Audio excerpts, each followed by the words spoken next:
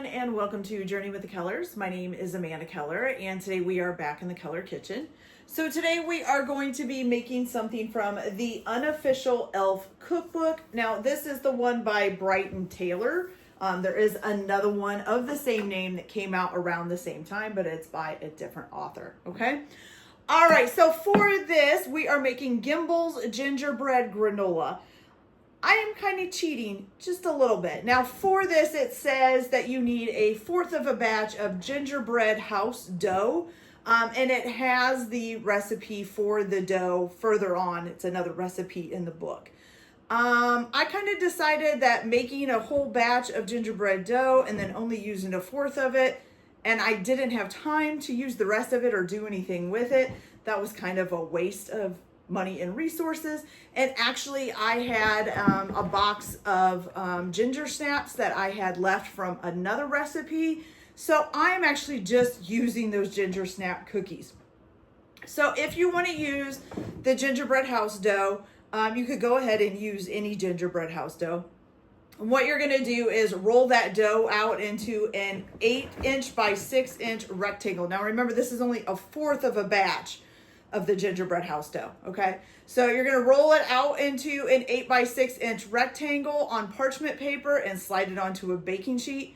You're gonna use a pizza cutter and cut it into 1/2-inch strips vertically, and then cut the strips horizontally to make squares. So you're making a 1/2 by 1/2 little squares, okay? Then you're going to gently loosen the dough from the parchment paper with your fingers, and then you're going to bake them at 350 degrees for about 10 minutes. Then use a spoon, it says preferably a wooden spoon, stir them up and bake for another 3 minutes. So the pieces should be set but not hard, and they should be slightly darker in color, okay? Then you're going to remove them from the oven and allow them to cool for 30 minutes. Like I said, I just cut some ginger snap cookies into little 1/4-inch little triangles. I figured that would work. Also, if you had some gingerbread cookies already in the house or want to buy already made gingerbread cookies, you could probably do that as well. They're probably not going to be as thin. They'll be bigger chunks, but that's okay with me, okay? So once you have those made or cut up or whatever you're doing, what you're going to do next is you are going to, in a large bowl, you are going to put in, let's see, so we need 1.5 cups of chopped pecans, which is basically this whole bag. So we're going to put that in there. Okay, then you need 1 1/4 cup of chopped walnuts. So we're going to put this bag in there. Oh, if I can get it open, there we go, okay? Which that's probably not enough walnuts, but that's okay. Trying to use up all of my extra stuff that I have laying around because it's taking up a lot of space, okay? All right, so 1 1/4 cups of chopped walnuts. Then you're gonna put in 3 cups of old-fashioned rolled oats. Okay. So we have 1, then 2, and then 3. Oh, and I did forget. So once you get your gingerbread squares made and you're getting ready to make the granola, you do want to melt 1/3 of a cup of unsalted butter, which is also like 5 1/3 tablespoons if you're using the sticks, okay? So have that melted up beforehand and ready to go. Okay, so we've got the 3 cups of rolled oats in. You're also going to add in, some ginger. So you're going to need 1 tablespoon of ground ginger. So let's get that in. Okay. And then I think it's some pepper next, correct? Yes, you're going to need a 1/2 teaspoon of ground black pepper.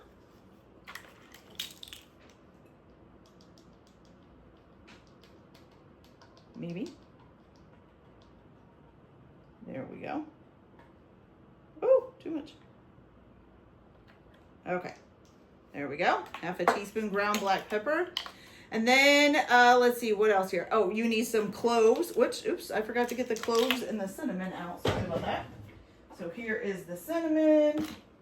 And then ground cloves. The cloves, of course, are not going to be right on top, so they're not going to be easy to find. There's chives.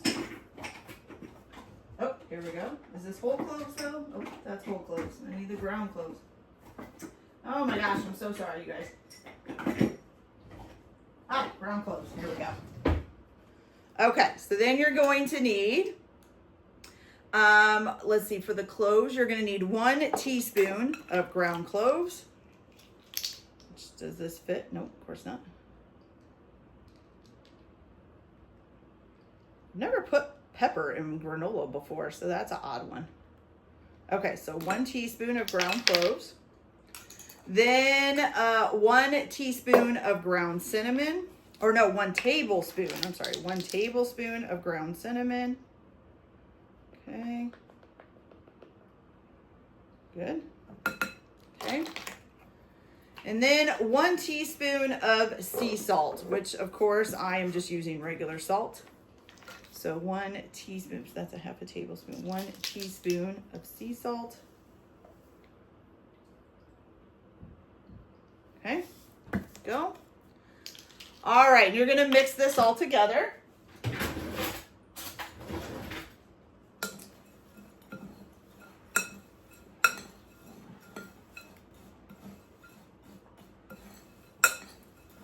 And then you're just gonna set it aside for a minute, okay? Now, at this point, you'll want to make sure that you have a baking sheet with some parchment paper ready to go. Okay. All right, so there's that done. Now, you're going to need your 1/3 cup of unsalted melted butter. It says to use a measuring cup. I'm just going to use this bowl that I melted it in. There's no real reason to use a measuring cup except for probably because it's smaller to use it in. Okay, so to this, you're going to have your 1/3 cup of melted unsalted butter. Then you're going to need a 1/2 cup of maple syrup. This isn't exactly pure maple syrup, but again, trying to use up the stuff that I have.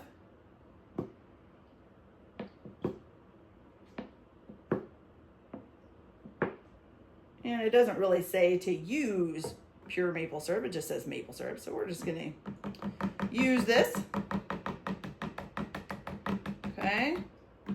Then you're also gonna add to this 1 tablespoon of molasses. Whew, molasses smells so funky, y'all. Okay, we're gonna let that kind of drain in there. And then also 1 teaspoon of vanilla extract.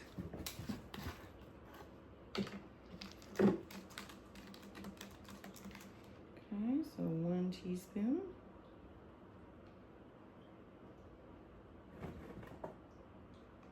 Okay, I'm gonna put that in there. And then I'm gonna use the spoon that has the molasses on it. You're just gonna stir this all together, okay?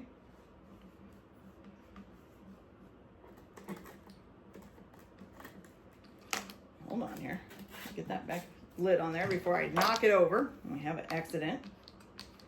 Okay. And of course the butter and the molasses are not wanting to mix real well, but we'll try here as best we can.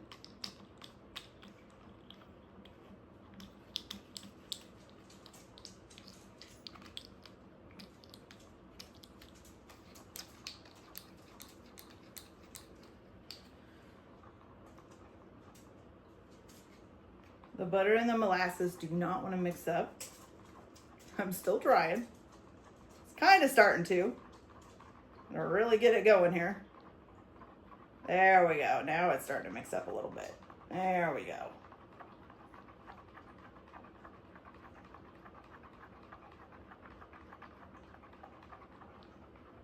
Okay, so you might need to whisk that together quite a bit before you get it to kind of mix together real well. There we go. Now we have kind of a nice liquid mixture. For a while there, it was staying with the butter just sitting on top. Okay, so we got that. Now you're going to grab your oat mixture again, and you're just going to pour this into the oat mixture.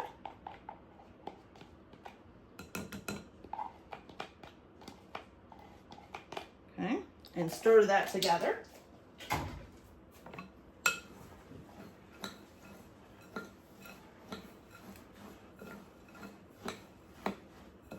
feel like I'm making oatmeal, kind of.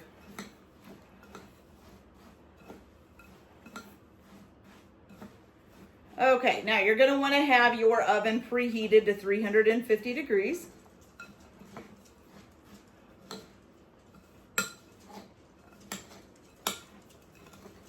Okay, now make sure you scrape down your sides, get everything in there. Okay, and you're going to spread this out on your parchment covered baking sheet and try to spread it out as evenly as you can.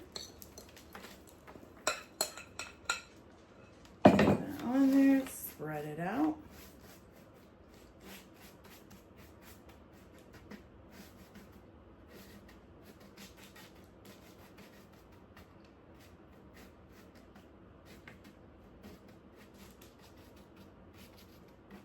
Okay. Once you get that all spread out, you're going to put this in the oven at 350 degrees for about 25 minutes. You should stir it about halfway through, and then you're going to let it cool for 10 minutes, okay? Once it's cooled for 10 minutes, you are going to go ahead and add your gingerbread pieces that you either made or cut up or whatever you're doing. And you're just going to stir that into it and set it aside, okay? So now what you can do also while this is baking is you're gonna take a half a cup of white chocolate candy melts, put them in a microwave safe bowl, and you're going to melt them on 30-second intervals on high, stirring between each 30 seconds until you get it nice and melted and smooth. Okay, then what you're going to do is you're going to take like a silicone lined pan. I don't have silicone liners, so I'm just going to use parchment paper, but you're going to pour the melted white chocolate out onto it and kind of spread it out a little bit. Does it say like how thin to make it or anything? No, it just says pour and smooth it onto the baking sheet, the silicone lined baking sheet, or for me, a parchment lined baking sheet. And then you are going to sprinkle that with some of sprinkles, the non-periols, whatever you call them. I just call them sprinkles. I have some cute little Christmas sprinkles. So you're going to sprinkle about 1/4 of a cup of these on there, okay? And then you're going to let that sit and dry for about 30 minutes until it hardens up. I don't think it says to put it in the refrigerator. No, it just says let it cool for 30 minutes and then snap it into small pieces, okay? Then after you've done that and that's cooled down, you do need to allow the granola to cool for 2 hours altogether. And then you can take the granola and add the chocolate bits to it, the granola that already has the snap. So I'm gonna go over this again so you kind of have it. So you're going to cook this for 25 minutes, stirring it halfway through. Take it out of the oven, let it cool for 10 minutes, and that's at 350 degrees, by the way. Let it cool for 10 minutes. Add your 2 cups of gingers, your ginger squares, gingerbread, whatever you're using, okay? 2 cups of that in, mix it in. Then you're gonna let it cool for 2 hours. Make your chocolate by melting your half a cup of white chocolate wafers for 30 seconds at a time, stirring between each one in the microwave. Spread that out on a silicone mat if you have it in a baking sheet, or I'm just going to use parchment paper. Sprinkle it with some sprinkles or non-periols or whatever you want to call them. I'm using Christmas ones because this is supposed to be kind of a Christmas thing. And then let that dry for 30 seconds or 30 minutes and break it up into chunks. Once your granola has cooled off for 2 hours with the ginger in it, you can go ahead and add the chocolate to it, and then you can store it in an airtight container for up to 2 weeks at room temperature, okay? So I'm gonna go ahead and get the rest of this done and put it all together, and I'll come back and show you guys how it turned out. I'll be back in a little bit. Okay, you guys, so our granola is all finished, and it's looking pretty good, to be honest with you. Now, I did realize after I had already made all this and had started to go make the chocolate thing with the sprinkles on it, mine's actually peppermint. white chocolate. It's not just white chocolate, but that's okay.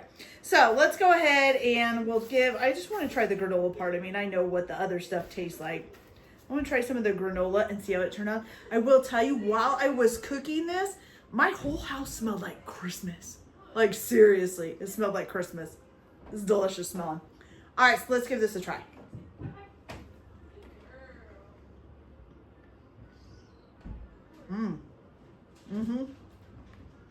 That's really good. I want to try some of this peppermint chocolate too. I thought it would be a little bit more pepperminty, but it's not that bad.